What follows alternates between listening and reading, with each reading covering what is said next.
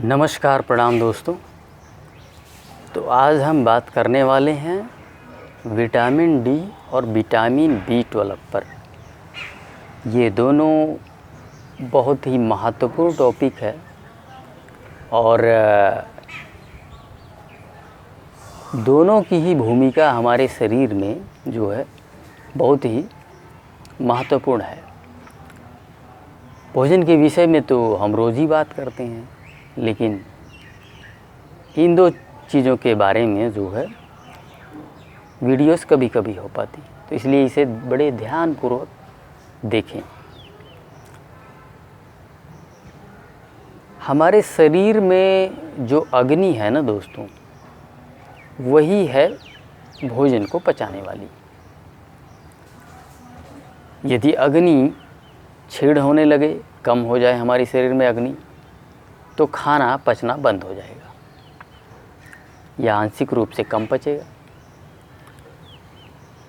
और अग्नि का सोर्स एक ही है और वो है सूर्य। हम सभी लोग शहरों में धूप बिल्कुल भी नहीं लेते हैं। सुबह उठते हैं, खाते पीते हैं और अपनी गाड़ियों में, कार में निकल के ऑफिस चले जाते हैं और शाम को आते हैं और पूरे दिन में धूप का कोई दर्शन नहीं। प्रत्यक्ष रूप से मैंने इसके दुष्परिणाम को मैंने खुद स्वयं झेला है। धूप नहीं लेने का दुष्परिणाम मैंने झेला है।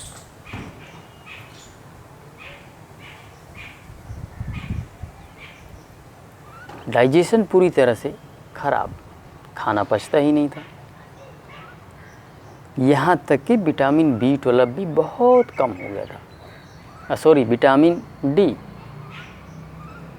उन दिनों जिन दिनों मैं समस्याओं में था, तब डॉक्टर ने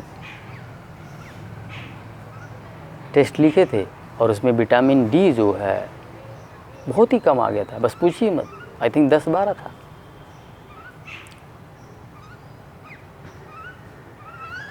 इसलिए विटामिन डी का अर्थात धूप का आपके डाइजेशन के साथ सीधा संबंध है। यदि धूप नहीं लेंगे तो विटामिन डी नहीं बनेगा, और विटामिन डी नहीं बनेगा तो कैल्शियम का भी अवशोषण नहीं होगा। नोट कर लीजिए इस बात को। हड्डियां कमज़ोर हो जाएंगी, कैल्शियम का अवशोषण नहीं होगा, खाना तो पचेगा ही नहीं। अब जो चीज़ पचेगी नहीं तो उसका अवशोषण भी नहीं होगा, सीधी सी बात है।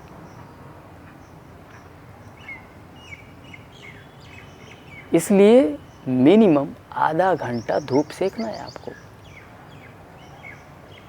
मैंने इसे कैसे दूर किया? जब मैंने फरवरी 2020 में डाइट को शुरू किया, प्रकृति से जुड़ा मैं,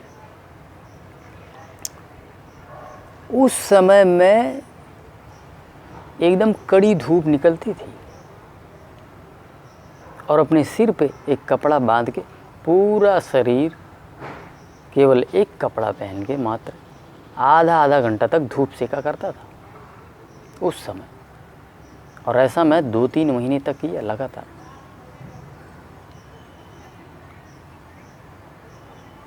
और रिजल्ट आपके सामने है।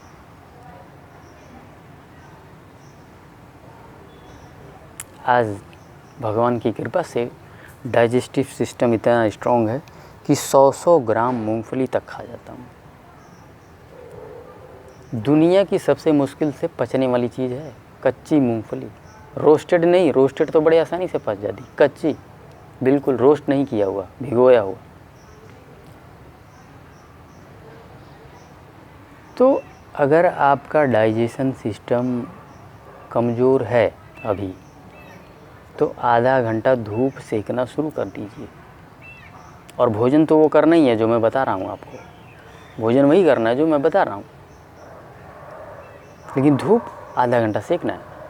और धूप सेकने का सबसे सर्वोत्तम तरीका है, सारे कपड़े निकाल दीजिए, ठीक है, एक कपड़ा छोड़ के, और फिर आराम से धूप लीजिए आधा घंटा, और सिर पे कोई कपड़ा जो है रख लीजिए ताकि सिर पे धूप ना लगे। आप अपना चेहरा भी ढक सकते हैं।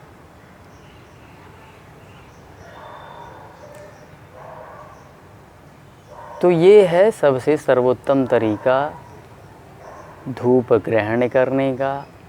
इससे आपका पाचन शक्ति बढ़ेगा, कैल्शियम का अवशोषण भी बढ़ेगा, सब कुछ बेहतर हो जाएगा। कब्ज़ की समस्या आपको पता है शहरों में ही होती है, गांव में नहीं होती है। कब्ज़ में अगर शहरों में यदि लोग 95% कब्जियत में हैं तो गांव में केवल 5% ही मिलेगा। बिल्कुल उल्टा है उसके। वहाँ तो ज़्यादातर लोगों को पता ही नहीं कब्ज़ होती क्या चीज़ है। लूज मोशन तो होता है लेकिन कब्ज़ नहीं पता है। मुझे खुद स्वयं तकरीबन 28-29 वर्षों तक पता ही नहीं था कब्ज़ क्या होती है।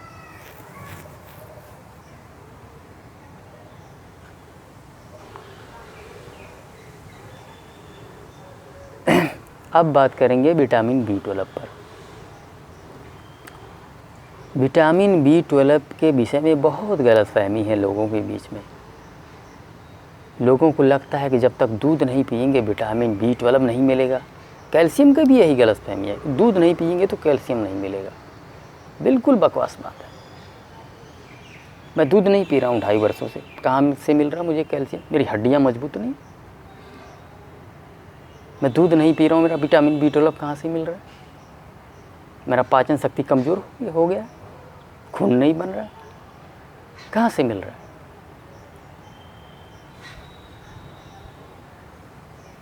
बिल्कुल फालतू की बात है। विटामिन B12 हमारे इंटेस्टाइन के बैक्टीरिया बनाते हैं, और जब आपका डाइजेशन ख़राब होता है तो नहीं बनता है। और बनेगा भी कैसे? क्योंकि गंदे बैक्टीरिया ज़्यादा बैठ गए हैं तुम्हारे कॉलन में, गंदगी की वजह से। अच्छे बैक्टीरिया तो है ही नहीं। जैसे ही आप फल और सलाद वगैरह खाना शुरू करते हैं उधर से वो सफाई होता है, गंदे बैक्टीरिया बाहर चले जाते हैं, अच्छेपन अपने शुरू हो जाते हैं और B12 अपने आप बनता है। फिर भी यदि आपको कोई संशय है तो आप मिलेट को फर्मेंट करके खा सकते हैं, जिसको अम्बली कहते हैं हम लोग। अम्बली के रूप में खाइए, आपको विटामिन B12 जो है पूरा हो जाएगा। 2 रास्ते हैं, दोनों में से कोई भी अपना लीजिए। बाहर से कुछ भी लेने की आवश्यकता नहीं है, भूल जाइए सप्लीमेंट। ये सिर्फ पैसा बनाने का खेल है।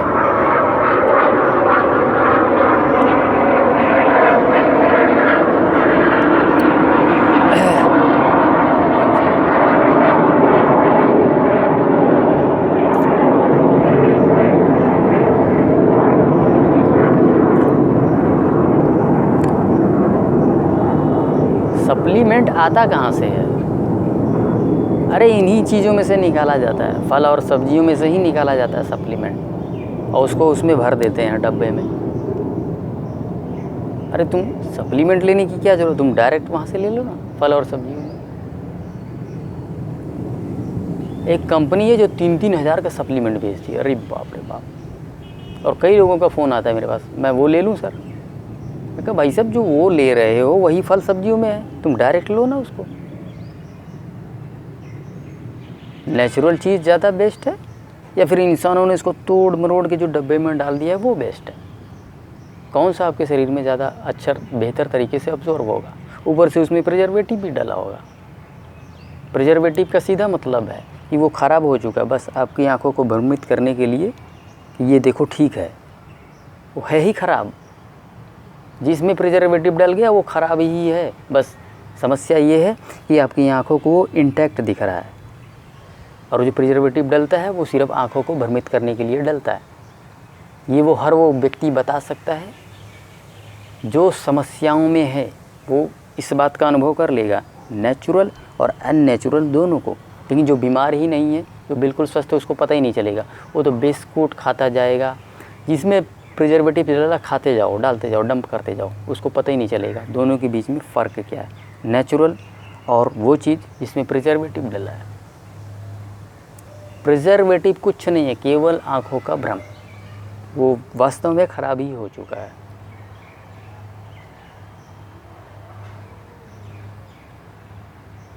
तो आप बिल्कुल फ्रेश चीज़ लेंगे, नेचुरल चीज़ लेंगे या प्रिजर्वेटिव डाला हुआ।